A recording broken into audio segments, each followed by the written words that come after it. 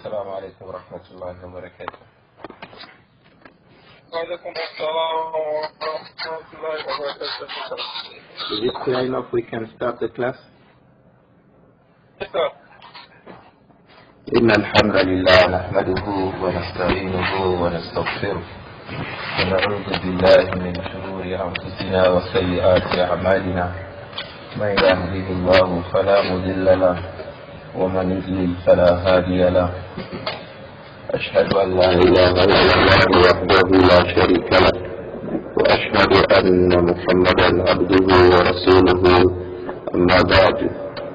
I think today, inshallah, before we go to the next part we have in our book Al-Adabul Mufrad by Al-Imam Al-Bukhari rahimahullah, we'd like to repeat a few of the answers we gave yesterday to some of the questions that were asked about the Hadith of Umar.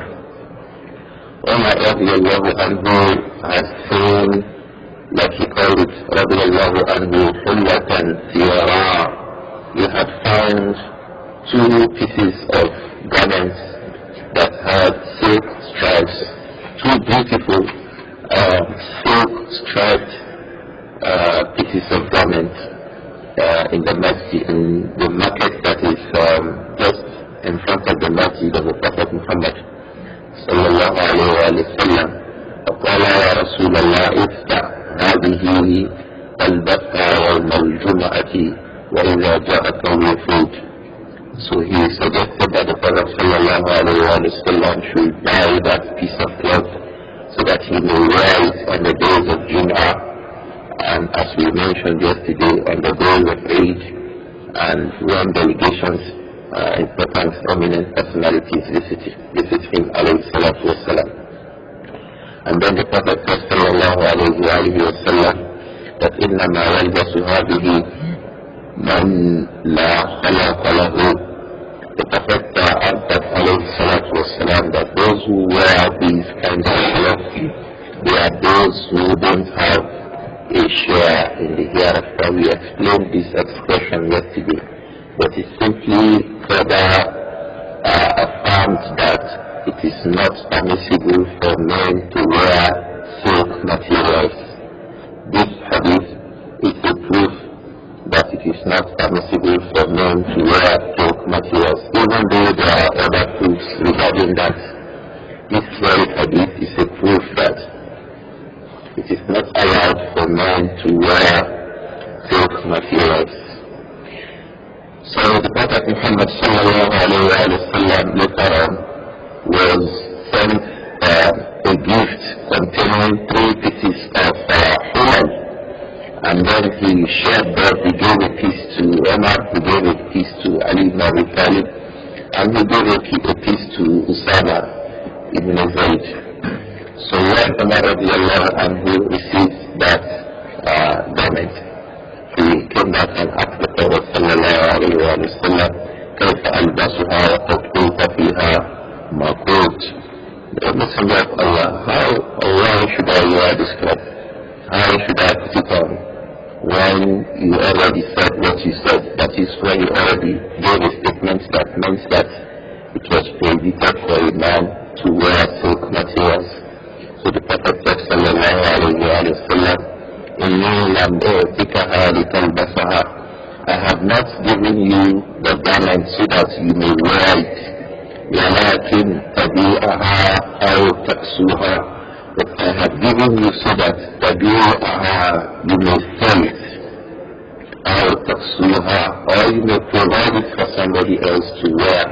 You may sell the pieces of garments. In fact, in some report it said, you may sell the garments, وَتَقْضِي بِثَمَنِهِ أَوْ وَتَقْضِي بِثَمَنِهَا حَاجَتَكَ. And then you use the price, the money from what you sell to fulfill some of your needs. And then he said sallallahu alayhi wa sallam, أَوْ تَقْسُوهَا, or that you provide it to somebody else to wear, perhaps your wife or somebody else who is allowed to wear such things.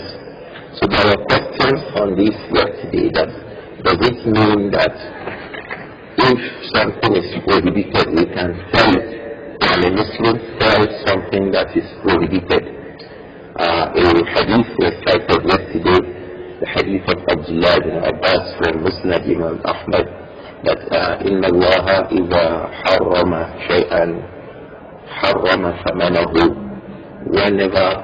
When certainly if Allah prohibits a thing, He prohibits that money is made from the same thing.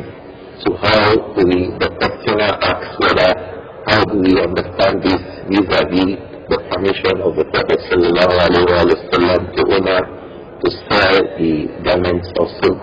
And the answer we gave yesterday, even though it could not have been clear because of the internet interruptions that we had yesterday, the answer was clear yesterday that in this case of Umar, the silk material is not a material, it's not something that is prohibited for everybody. It is allowed for women in Islam to wear silk materials.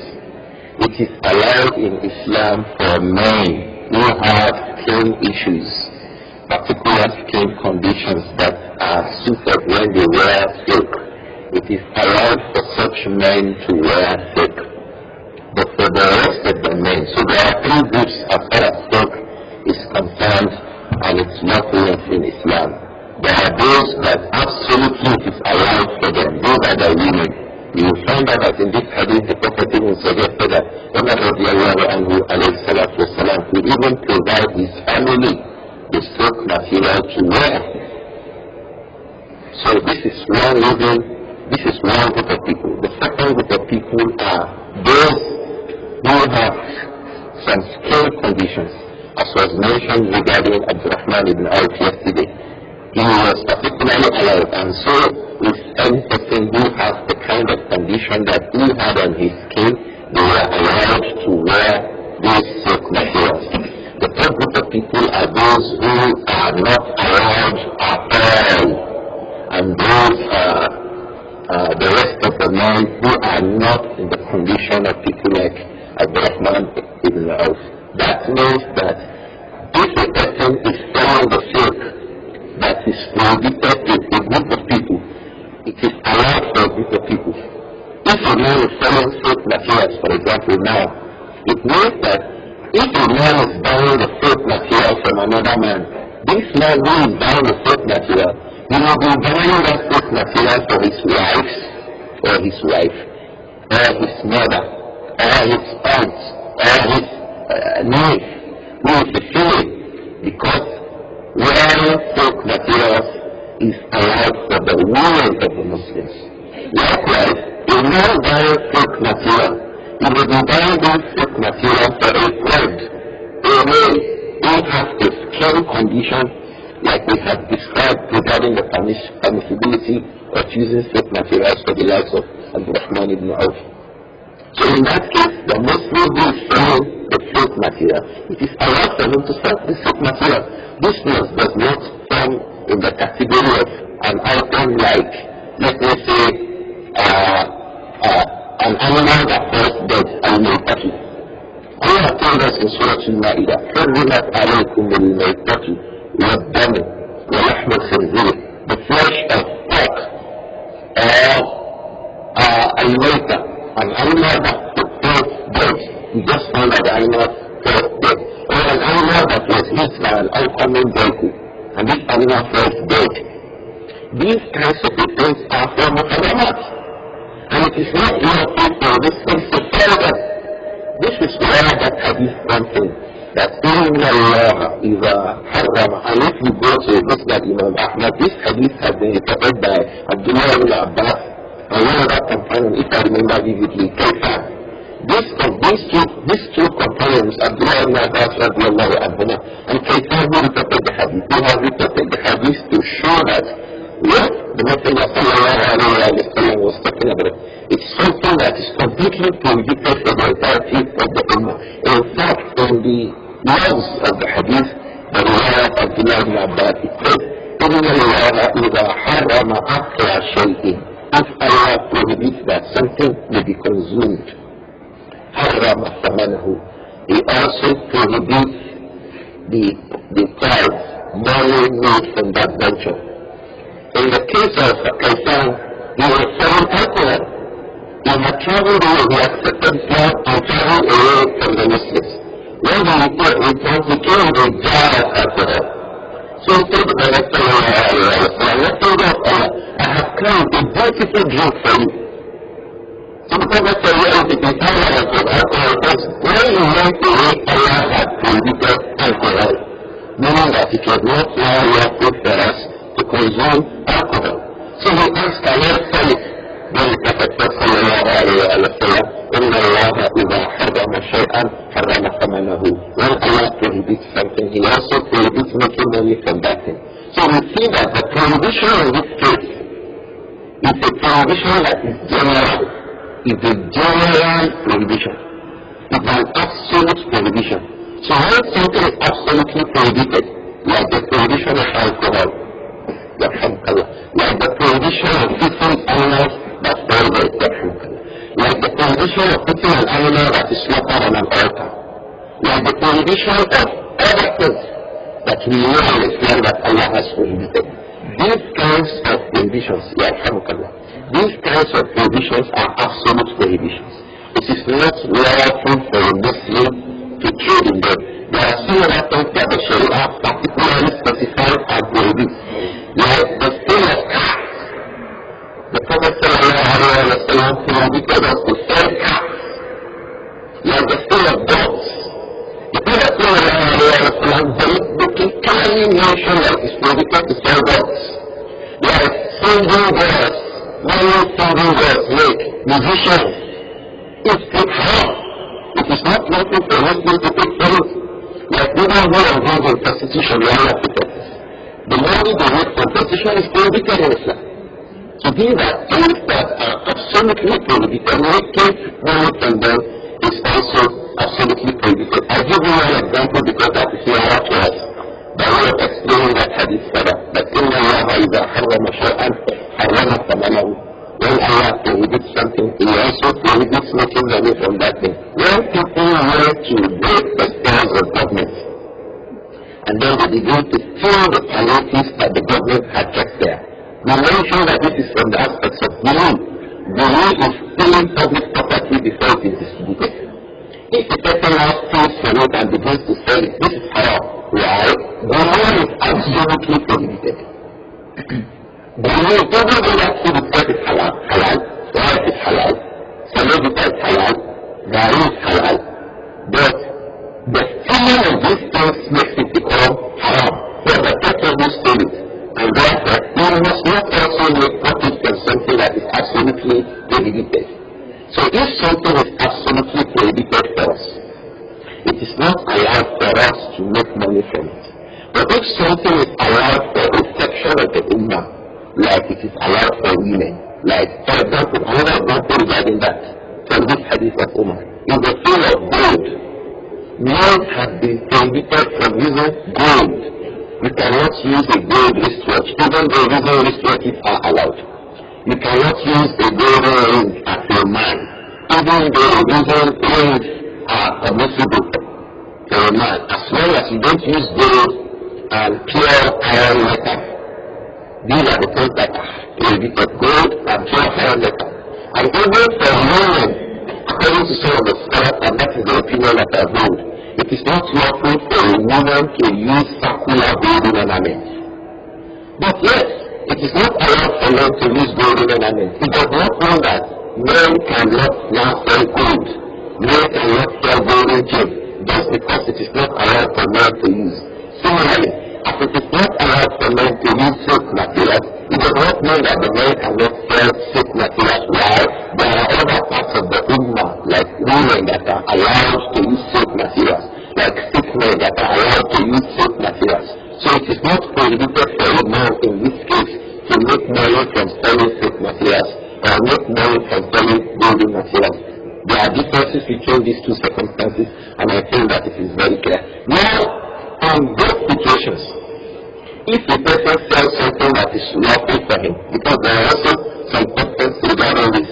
A woman is selling, for example, is selling clothes, or she's selling clothes. A taking away the parent, for example. If a lady comes to her to say, sorry, make her own a step, and that step is a step that will not cover her up. If you are certain that this step, this woman is going to be wearing it out without wearing hijab, don't say that just for that person. This question came up yesterday. If you are certain, just like a person who is selling goods or nails, you are certain that these nails you are selling to Mr. A, Mr. A will employ it or it. Mr. A will employ it to make alcohol. This is what he's doing with it. Don't sell it to him. If you sell it to him, you are an accomplice in his production of alcohol, and the curse of the Messenger is upon those who do this, those who sell the materials to those who produce alcohol. We know that they are going to produce alcohol with it. So likewise, if you know that a woman is going to wear a dress that is unlawful, she's going to wear it unlawfully, then it is prohibited for you to sell that same dress to that same woman, because you are sure that she's going to use it unlawfully. I'll give another example. They may have a house, a huge house, that can be used as a hotel, for example. And then someone comes to rent the house. Okay, he will use the house, maybe rent 2-3 rooms. He will use the house as a hotel. He will use the place as a hotel. But he is going to be selling alcohol. You are sure. You ask him. You sell alcohol here. You have a woman of free virtues to come here. If this is what this person will do, it is not lawful for you to rent out that house to him. Just like it is not lawful for someone who is selling wheat to sell wheat to an alcohol production company, because you are sure that they will use it for no other than fun. Even if you are not sure, then you know that most people will find these people, this person, this individual who wants to buy my product, the most people will think that is going to use it for something that is unlawful. The scholars have said that we should not sell that kind of a thing to the person, even though selling that kind of a thing will be lawful basically. So, knowing that a person will, a person who is a means to an act of sin will share from the sin. A person who is a means to an act of sin will share from the sin. I'll give you an example. You introduce a man and a woman. You know that they don't have good religion to protect them from doing something that Allah has not allowed. In the name of wanting to marry, there is a connection between the two of them. You have not educated them enough to be sure that they will not do something behind you that is not lawful. If they begin to do everything behind you that is not lawful, in the name of wanting to become married, you will share from the thing. A means to an act of sin takes the meaning of that thing. A means to an evil takes the meaning of that evil. And I think that suffices regarding those two reports. I hope it is clear that the Hadith of Umar makes it permissible for Umar to sell the silk that he has to get across. Inside this Ummah, there are those for whom the use of silk is allowed, like women and men who have skin conditions that will be suited with the use of silk. And as for the Hadith of Ibn Abbas, that when Allah prohibits a thing, he also prohibits making known of it. It is talking about things that are absolutely prohibited for everybody in the Ummah. I think it suffices on that. This will lead us to the next bab in this book, Al-Adabul Mufrad. I hope that we've tried to clarify issues that came up from Hadith number 26. We will go to Hadith number 27 today, inshallah, and I hope we can also read Hadith number 28. They are both under the chapter heading, Babun La Yasubbu Walidayhi. Chapter regarding the prohibition of abusing or crossing one's dead. La Yasubbu Walidayhi. The individual should not cross his dead. The individual should not abuse his dead. The individual should not insult his dead or revile his dead. La Yasubbu Walidayhi. It is not lawful for a Muslim to insult or to to revile or curse his parents or her parents. This hadith has been reported by Al-Imam al-Bukhari, and that is hadith number 27, inshallah, from our reading of the book Al-Adabul Mufrad by Al-Imam al-Bukhari. Al-Imam al-Bukhari has reported this hadith from his shaykh. He said, Rahimahullah, حدثنا محمد بن بكير قال أخبرنا سفيان قال حدثنا سعد بن إبراهيم عن حميد بن عبد الرحمن عن عبد الله بن عمرو قال النبي صلى الله عليه وآله وسلم من الكبائر أن يشتم الرجل والديه، من الكبائر أن يشتم الرجل والديه. فقالوا كيف يشتم؟ قال يشتم الرجل فيشتم أباه وأمه. قال يشتم الرجل فيشتم أباه وأمه. الإمام البخاري رحمه الله حدثنا محمد بن كثير.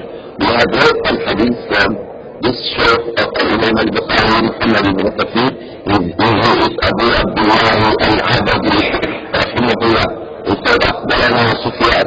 His shaykh in the hadith is Al-Imam Sufyan al-Thawri. You will note that when Al-Imam Sufyan al-Thawri is mentioned, they say Sufyan. But when Sufyan ibn Uyayna is mentioned, they say Ibn Uyayna. This is one easy way to quickly determine the difference between the two when they occur in an isnad. Sometimes you need to verify, but usually when they say Sufyan, they refer to Sufyan al-Thawri. When they say Ibn Uyayna, they refer to Al-Imam سفيان بن عيينة رحمه الله. قال حدثني سعد بن إبراهيم. This Imam سعد بن إبراهيم أبو إسحاق سعد بن إبراهيم ابن عبد الرحمن بن عوف. عبد الرحمن بن عوف had a son called Ibrahim. This brother called Ibrahim had a son called Sa'd. So Sa'd is the grandchild of Abd al-Rahman ibn Awf. So he is Sa'd ibn Ibrahim ibn Abd al-Rahman ibn Awf Abu Ishaq al-Zuhri rahimahullah. He is reporting from one of his uncles. His uncle from whom he is reporting is Humayd ibn Abd al-Rahman. So he is what? Humayd ibn Abd al-Rahman ibn Awf. So Sa'd is reporting from his uncle Humayd. Sa'd is reporting from his uncle Humayd. And this hadith is from the hadith of Abdullah ibn Amr ibn al-As. We all know the companion of the Prophet Muhammad sallallahu alayhi wa alihi wa sallam, Abdullah ibn Amr ibn al-As. Abdullah ibn Amr ibn al-As, like I always mentioned, was a very, very diligent son to his father. And we see him reporting a hadith about being nice, disciplined to parents. These are the companions of the Prophet Muhammad sallallahu alayhi wa sallam. He was a very, very diligent boy. He was a very, very kind boy, compassionate, obedient to his father. Even when he disagreed with his father sometimes, he always had to tell his father about his disagreement with him. His father was Amr ibn al-As. His father accepted Islam long ago, the 7 to 8 years after the Prophet Hijrah. But the son had accepted Islam long ago since the Prophet was in Mecca. Amr ibn al-As and his son Abdullah ibn Amr ibn al-As. They are a pair that the Muslims should study about how parents should relate with children and how children should relate with parents. One of the two of them are especially noble people. And Allah ennobled and so much blessed Abdullah ibn Amr ibn al-As when his father even passed away. Because when his father passed away, Amr ibn al-As was a stupendously rich companion of the Prophet sallallahu alayhi wa sallam. Amr ibn al-As was a rich companion. We will come to a hadith regarding him in this book, Al-Adabul. When the Prophet told him to take a wealth, he said, I have not accepted Islam so that I can gain wealth. I am already wealthy. But the Prophet still gave him the wealth. Alayhi salatu wasalam. Abdullah ibn Amr ibn al-As now inherited tremendous wealth from his father. He was stupendously rich. When he went to Hajj, he went to Hajj with over 50 camels. He went with people. He took the close relatives and neighbors. He took their things, he took care of them to Hajj. Abdullah al-Amr will because Allah was going to be very, very rich and humble. Of course, he would have lost humility from a lot of his dealings with his father, who was just only 10 years older than him. Rabi'ul also reporting this hadith, and it has to do with the ties of friendship with our parents. He said that the Prophet sallallahu alayhi wa sallam, من الكبائر أن يشتم الرجل والديه. The Prophet said sallallahu alayhi wa sallam, من الكبائر أن يشتم الرجل والديه. From the major things is that أن يشتم الرجل والديه. From the major things is that أن يشتم الرجل والديه. That the individual should curse or abuse or revile his own parents. From the major things is that a child should curse his parents or abuse his parents, insult his parents. The Allah protect us all. The companions were punished. They were surprised because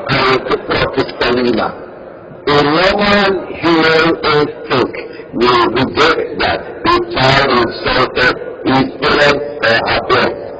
Normal human instinct. The instincts that we find it normal to insult parents are instincts that are already sick. Sick instincts are not find any problems with that.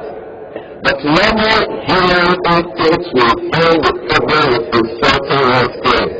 So the companions were surprised. When the person insults his parents, so they asked the Prophet sallallahu alayhi wa sallam, كيف يشتم? In other words, they said, هل يشتم الرجل والديه؟ Messenger of Allah, هل يشتم الرجل والديه? Will a person ever insult the two parents? Will the man insult his parents? So the Prophet said sallallahu alayhi wa sallam, the way he will insult his parents is يشتم الرجل. This individual will insult another person. The way one individual will insult his parents is يشتم الرجل. He will insult a man. He will insult another person. فيشتم أباه وأمه. This person who was insulted will now insult his own father and mother. This first person is the person who is the sinner, is the person who is the Sahibul Kabair. How? He insults a person, he abuses the person, he curses one person. This second person now curses the father and mother of the first person. The Sharia regards this first person who had started because who has started the abuse of the one who has caused his own father and his own mother. We come back to this hadith. The Prophet said sallallahu alayhi wa sallam, من الكبائر أن يشتم الرجل والديه. From the aspects of the major things is that an individual causes or abuses or reviles his own parents. We will not forget that we have come across the chapter in which Al-Imam al-Bukhari mentioned that may the curse of Allah, may the one who abuses his parents be taken away from the mercy of Allah. We explained then that this can happen in two ways. Either that the person directly curses and abuses his father and his mother directly, or that the individual abuses the person who now abuses and curses his own father and mother. This is the clear-cut proof that one of the ways that can occur is that, yes, you don't abuse your own father, you don't abuse your own mother, you have not cursed your father, you have not cursed your mother, but you have abused and cursed someone. You will not have cursed his father, you will abuse and cursed him, and as a result of that, this person returns that curse to your own parents and said, and cursed your father and then cursed your mother. The the Sharia considers you who started that stuff as the one who had caused your father and mother. The ulama say this is evidence that a person who is linked to an evil, that evil is ascribed to him. A person who is linked who causes an evil to come, that evil is ascribed to him.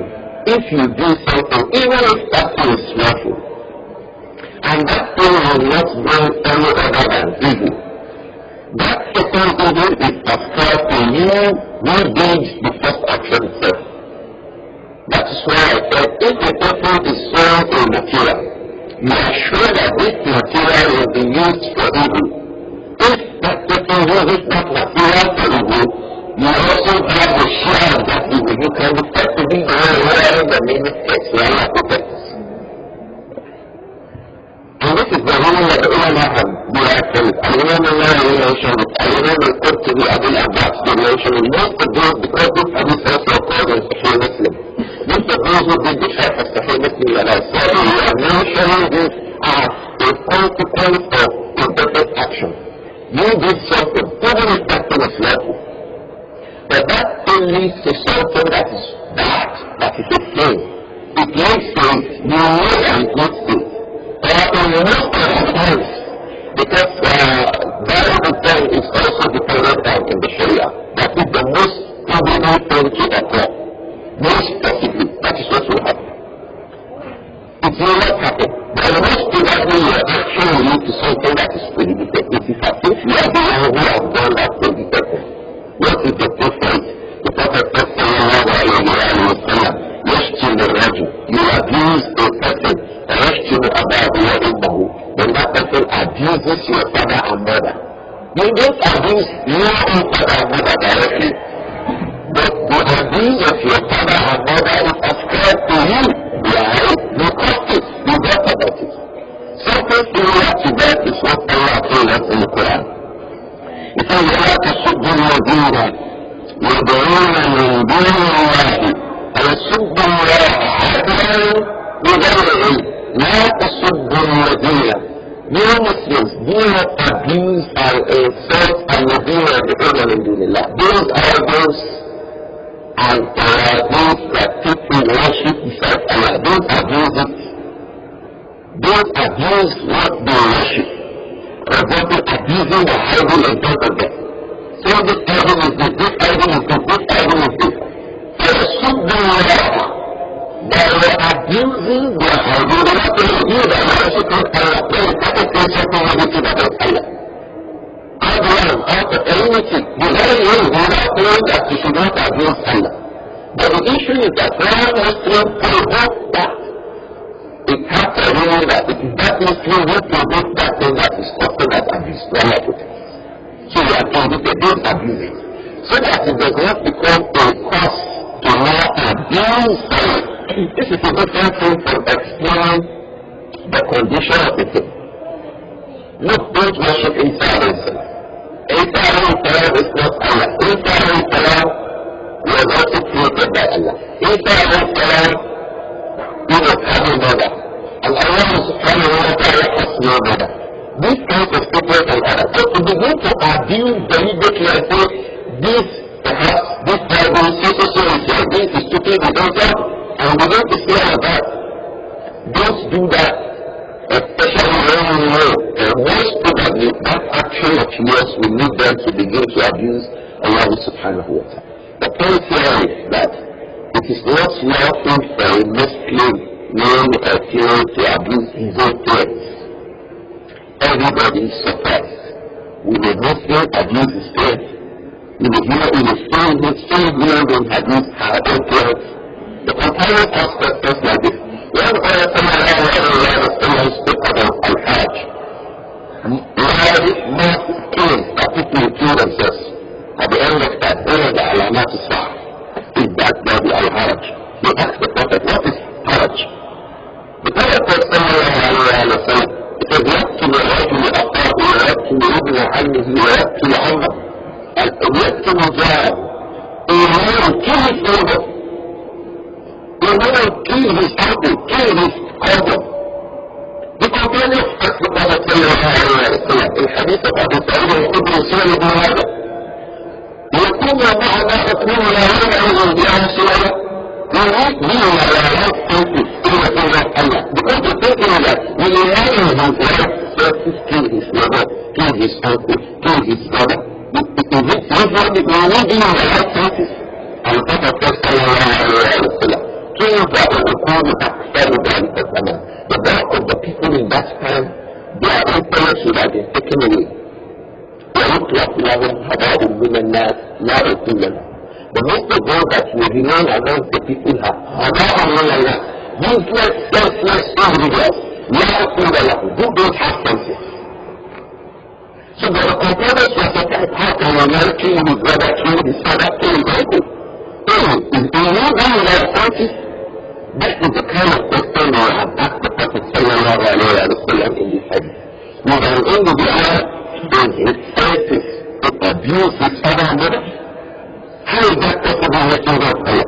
Then the Prophet sallallahu alayhi wa sallam, the way that individual will abuse his father and his mother is by abusing an individual, by cursing someone. The second person now curses the first person's father and mother. It means that the first person will be reason, the first person will be cursed for his own father and mother to be cursed. So he will take the same. May Allah protect us. So he goes on to that hadith too, the hadith of Ali we had read, that the Prophet said sallallahu alayhi wa sallam, لَعَنَ اللَّهُ مَنْ لَعَنَ وَالِدَيْهِ. The curse of Allah is the man who curses his two parents. So it means we must really be careful about our statements that we offer to people, so that we do not agitate them and they begin to abuse our own parents. They begin to abuse our father, they begin to abuse our mother. Especially when you know that these kinds of persons are given to us. An example I usually give in these kinds of cases is for those that are brothers, residents in Lagos. If you go on public transport in Lagos, most probably the bus conductor is very abusive. So make sure you don't do something, you don't have anything to do with them that can lead them to abuse you. Make sure there's no argument that can lead them to curse you and curse your father and mother. It's an important thing our brothers residents in Lagos, and a place like Ibadan. Ibadan is another place where many of the people don't restrict themselves when it comes to the use of the phone. They can use it directly, they can use it negatively against you. So I join our brothers and our sisters, let's be careful about how we relate to people so that they do not begin to abuse and curse our fathers and curse our mothers and things like this. May Allah protect us from that. When we are patient with these kinds of people so that they don't abuse our parents, that is also from Bidul Walidain. And the aspects of Bidul Walidain is that we do not behave in such a way that people who are abusive will begin to abuse our parents, our fathers, and our mothers. I think that suffices for hadith number 27. And it is also proof that if you know you have a job, that definitely will be used for faith. Those deeds for those people you are sure will be used for faith. And those people you know that most probably they will use that thing for faith, those deeds. So if you know you're in a research case, you make a mistake. Don't make a mistake for someone you know that will wear it like that. Don't make a mistake for such persons. Or clothes like that. Don't tell it to him. Or don't make it to them. Because you know that they are going to wear it like that. Or most probably they will wear it like that. Don't tell it to them. May Allah protect us. Hadith number 28, under the chapter heading, لَا يَصُبُّ وَعَدَيْهِ. It is not lawful for a Muslim to abuse or curse his friends. الإمام البخاري said, حدثنا محمد بن سلام قال أخبرنا مخلد قال أخبرنا ابن جريج قال سمعت محمد بن الحارث ابن سفيان يزعم أن عروة بن عياض أخبره أنه سمع عبد الله بن وعمر بن العاص يقول من الكبائر عند الله تعالى أن يستسد الرجل لوالده. من الكبائر عند الله تعالى أن يستسد الرجل لوالده. أن يستسد الرجل لوالده. من الكبائر عند الله تعالى أن يستسد الرجل لوالده. This Imam al-Bukhari rahimahullah has reported this hadith from Muhammad ibn Salam. This is the hadith from Muhammad ibn Salam. Imam al-Imam Muhammad ibn Salam al-Bukali. He said أخبرنا مفرد. الإمام مفرد in this hadith is مفرد ibn Rabi'ul rahimahullah. قال أخبرنا ابن جريج. Ibn Jurayj is also a great scholar of hadith who reported many hadith. He is basically from Rome. Ibn Jurayj is basically from Rome. He is Abdullah ibn Abdul-Aziz. He is a student of many amongst the Tabi'un, like Abu Rabah, his main teacher. قال سمعت محمد بن الحارث. He said he heard Muhammad ibn al-Harith ibn Sufyan. Muhammad ibn al-Harith ibn Sufyan was the one from whom Al-Imam Abdullah ibn Abdul-Aziz ibn Jurayj has reported this hadith. Ibn Jurayj said he heard him يزعم أن عروة ابن عياد أخبره. He heard Muhammad ibn al-Harith saying that Urwa ibn Iyad told him أنه سمع عبد الله ibn Amr ibn al-As. But Urwa heard Urwa ibn Iyad. He is different from Urwa ibn Zubayr. This is Urwa ibn Iyad. Urwa ibn Iyad heard Abdullah ibn Amr ibn al-As saying that من الكبائر عند الله, from the major things before Allah, in the sight of Allah subhanahu wa ta'ala, أن يستسب الرجل لوالده. أن يستسب الرجل لوالده, that an individual provokes a cause against his parents. That an individual يستسب, he seeks cause, he provokes a cause against his parents. The first one we have was directly from the statement of the Prophet sallallahu alayhi wa sallam. But this second hadith is from the statement of Abdullah ibn Amr ibn al-As. The first statement is from the statement of the Prophet directly, that Abdullah ibn Amr ibn al-As was reporting from the Prophet sallallahu alayhi wa sallam. But this second is a statement directly from Abdullah himself, that من الكبائر عند الله, that from the major things in the sight of Allah, أن يستسب الرجل لوالده, that an individual provokes it, he agitates it. What does it provoke? That his own parents are cursed or abused or rebelled. It means children must avoid doing something that will make their parents be abused. Children must avoid doing something that will make other people abuse or insult their parents. When they do that, it stems from a people reality. And when they avoid that, it stems from the aspects of giving reality. When you avoid doing something that will make your parents be abused or insulted or cursed, you are making giving reality. You are being nice and kind to your parents. And when you behave in such a way that people begin to abuse your parents, then it means you are also making a people reality. May Allah protect us from that. One major thing that occurs in these two reports is that we have mentioned earlier that one of the ways of recognizing kabair is that it will be mentioned in that hadith that it is kabair. Remember this, we mentioned about 4 ways to recognize kabair, the major things. The first one is that it will be mentioned as kabair. These two narrations are examples where a kabira from amongst the kabair is clearly mentioned to be what? A kabira from amongst the kabair. The second way to recognize kabair is that la'an, curse. Like the last hadith we read from Ali ibn Abi Talib, la'an Allahu man la'ana walidayhi. The curse of Allah be upon the one who curses his parents. Cursing a parent is from kabair. ورعاه الله من ضيع بلاد الأرض. The curse of Allah be upon the one who changes the boundaries of landmarks. We explain this hadith. It means changing landmarks is from the aspect of the kabair. The second way to recognize kabair is that causes will be mentioned regarding it.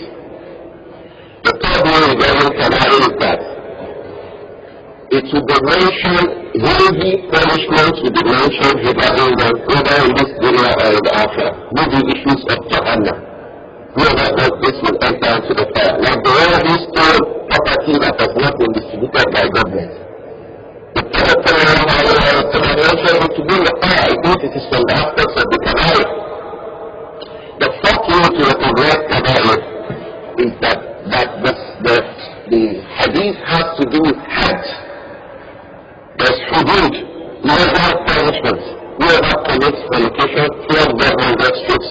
It means fornication is from the major things. Whoever commits adultery, stone them to death. It means committing adultery is from the major things. I hope that these matters are clear. Whoever shakes a woman that is not for him, it is better for him to have a flame of fire in his hand than for him to shake a woman that is not of him. Things like this. These are the ways that the Kabbalah are mentioned in the text of the Quran and the Sunnah. It's either it's clearly mentioned to be Kabira, or that the cause of Allah is attached to doing it, or that the major punishment is mentioned regarding it in the hereafter, or that a legal punishment is mentioned regarding the sin. These are the ways for us to recognize the major sins. The Allah protects us from all of these. But the main point of reference for which we have read this hadith here is that it is not lawful for a Muslim to abuse his parents, whether abusing them directly or abusing someone who now abuses your parents. If you abuse someone and that person abuses your parents, you take the parent of the person who has abused his own parents or our own parents. The Allah protects us from this evil. Like the companions were surprised. It is something that will take a huge amazement that we will find someone who ascribed himself to Islam, ascribed himself to Sunnah, ascribed himself to Salafiyah, ascribed himself to all the good things that are possible and all of these, and then we find him abusing his parents, we find him abusing, causing his parents, and all of these. It's a major thing. And you know it. In the hadith of Rabi'ul that we read yesterday in the class before, in the hadith of Asma ibn Abi Bakr, we not find any of them crossing their parents. Despite the fact that those parents were on ship, you not find them crossing them. You not find them abusing them. You not find them reviling them. So don't revile your parents. Don't abuse your parents. Don't curse your parents. Even if they do a shirku, don't curse them. What they need from you is dua. Like the dua that Allah starts from his own mother. Dua are regularly talking to them, regularly analyzing them, especially if they are not parents that are hostile against you and ready to go all way ahead to cause you harm. If they are not in this, they are just to find their misguided ways on their own. You should be able to talk to them, you should be able to summarize them, provide them what optimistic. When you sit down in discussions with them, open up issues about their faith. Make dua for them in the privacy. When you need to do, make dua for them. When you make clear notes, if you not analyze all the things of worship, wherein we seek the blessings of Allah, seek blessings of Allah for them that they should come into Islam. These are the things that we owe our parents, not insult and abusing, and whether the abuse is verbal or the abuse is in our character and behavior, because there are two ways. In other case, do this, and we just look at how and walk away. It's an abuse, it's an insult. The Allah must be taken away from the one who causes his parents or our parents. Let us watch all of these and make sure that we rectify ourselves. The Allah forgive all of us and make us better children for our parents and make our children better children also for us. I think it will suffice that we stop here today. Inshallah, in the next class we will be coming up with what are the punishments? What are the evil repercussions that have been directly mentioned regarding a person who is disobedient to his parents? A child who is unkind to his parents, and a woman who is unkind to her parents. What are the direct punishments? What are the the repercussions that will happen to that person in this dunya and the akhirah regarding that kind of an action. Inshallah, we will come back to that in our next class, in which Al-Imam al-Bukhari calls Uqubati or Babu Uqubati or Qatul Walidin, the chapter that Uquba, the evil repercussions that will happen to the man who is disobedient or unkind or undutiful to his or her parents. May Allah protect us from this evil. I think it will suffice for us to stop that, and we can ask the few questions we have for today, inshallah. I mean, first of all, I would like to advise our brothers and sisters that they should please use the link I shared with them to ask questions. Some of them have different size questions to make fair chance, but when I had the balance issues, I lost those questions. So the first question I have with me here is still about Hadith, that is of Umar bin Khattab Rabi'ul. The question says, if Umar gave thanks to his brother who had not accepted Islam, does that mean we can give haram to kuffar? we have explained what is the haram. That boy or that man to whom Umar Rabi'ul and who gave the gift, just like the Prophet gave the gift to Umar. But you didn't say why did the Prophet gave a gift of haram to Umar. Why did you not ask that question? And he told Umar, I can't wear this. He said, I did not give you so that you can wear it. I gave you so that you can sell it or give it to your wife. Why don't we think that Umar had given the same reason for the same reason? He could sell it or he could give to his wife. So it is not giving a gift of haram. When you can say someone gives a gift of haram is someone gives pork as a gift. This is a gift of haram. Someone gives alcohol as a gift. This is a gift of haram. What has happened in that hadith of Umar is that the snake itself is permissible for a part of the ummah, unpermissible for a part of the ummah. So when you see snake with a Muslim, this is another lesson of this hadith. If you see me going to now, you say, I don't like it. What I do is snake. It may be something that I have bought for my wife. It may be something that I'm going to sell. So if it is to stop with if you see me with golden chains now, if you use a chain, women chain, I don't like to run down chain. What do you want to do with chain? Golden chain. You can ask me this question. But it will not be correct for you to say that I'm doing something like it because I can easily give the golden chain to my wife or my daughter or my sister or my nieces because it is allowed for them. So the same way I can sell it. I can sell the chain to make money from it, the golden chain to make money from it.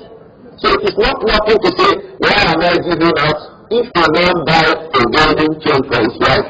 Now the wife said the man is giving her a gift that is haram. Even though the golden chain is haram for a man, you will not do that. So it is not, the question is not correct. The customer has not given a gift that is haram. Umar has given a gift that is halal. That man could sell it. That man could give it to his wife to use. In fact, that man may even be someone who has a skin issue that for which the wearing of that silk material will be lawful for him. In fact, in my thinking, I think that is what might have been there because Umar could have sold it. Umar could have given his wife. Maybe he thought that that brother he had an issue and he could give him the gift, so he sent it to him. So Umar has not given a gift of haram. Just like you would not say to a man who gave a gift of, if I give a man a gift of chain, I give a man a golden chain as a gift.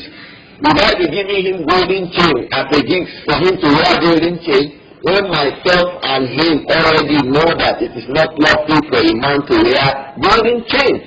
So when a man receives a gift of golden chain from another man, the clear-cut meaning is that you either sell it and make money from it, or you give that golden chain to your wife, or your daughter to use, or your aunt, or your mother to use.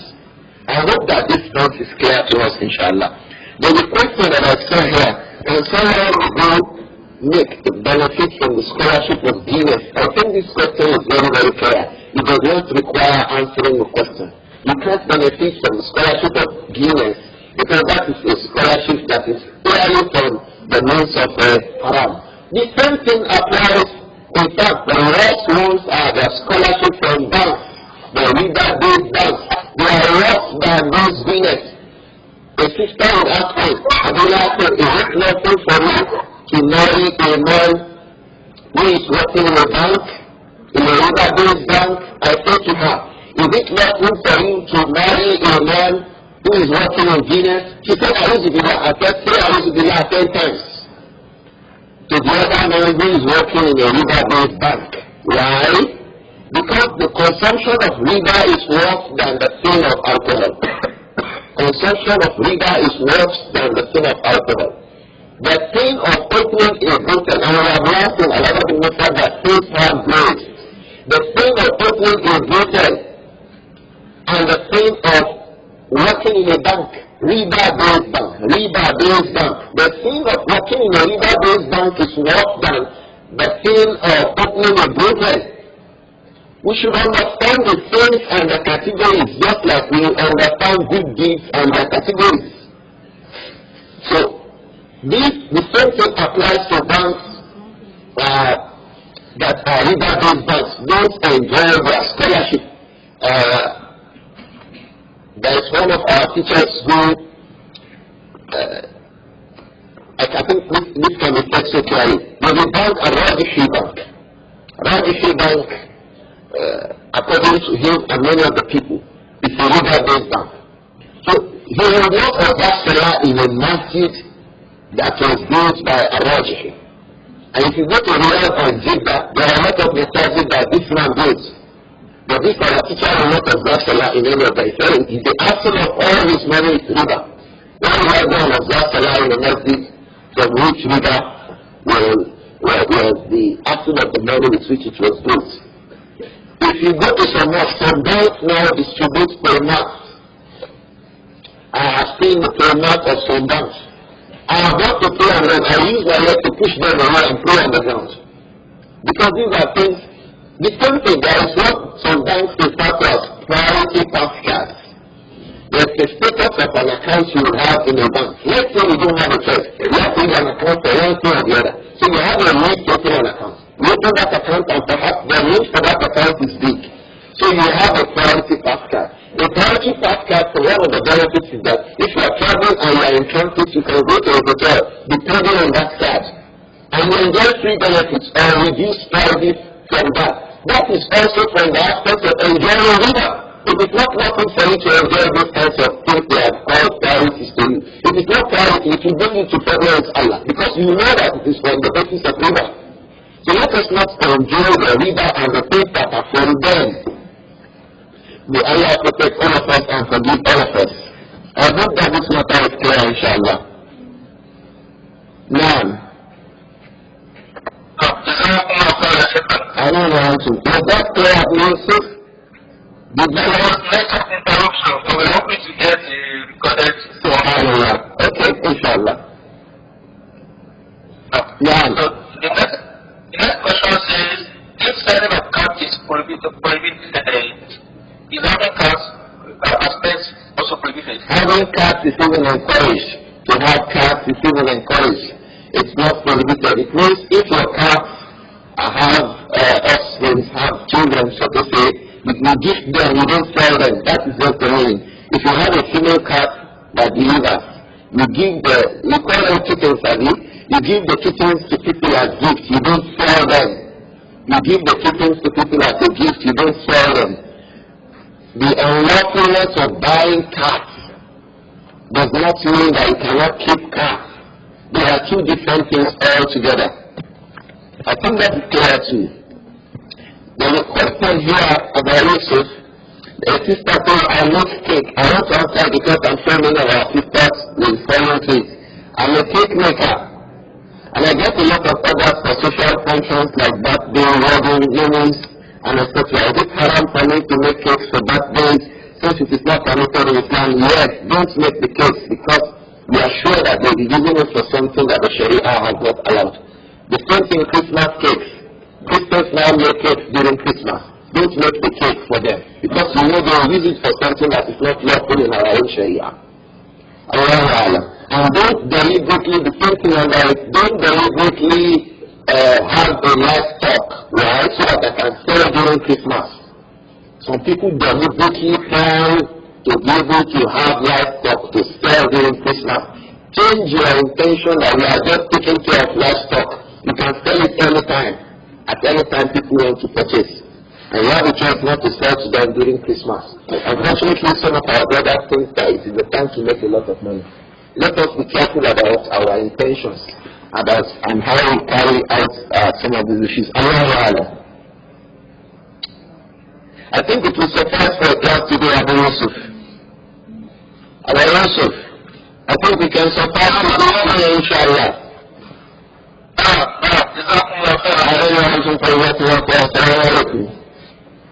وعليكم السلام ورحمة الله وبركاته.